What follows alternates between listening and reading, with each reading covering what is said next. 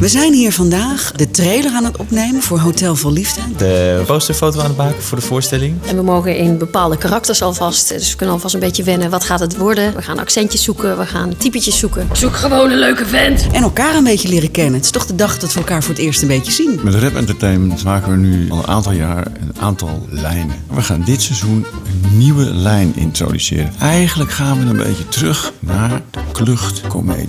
Maar die gaan we heel eigentijds maken. Ik kijk het meest uit naar het vormgeven van alle verschillende personages. Ik zoek iemand voor de rest van mijn leven. En het samenwerken, kijken hoe we het zo lollig mogelijk kunnen maken en hoe je dat technisch aanvliegt. Wat het publiek kan verwachten is een stuk met heel veel deuren, heel technisch gespeeld, heel veel personages. Elkaar zien, elkaar beleven. Hilariteit alom. Toch een kleine knipoog naar alle liefdesprogramma's op de Nederlandse televisie. Hotel Vol Liefde gaat spelen van 7 november tot en met 14 februari. Als je een avond uit wil en echt wil lachen, dan ga je naar Hotel Vol Liefde.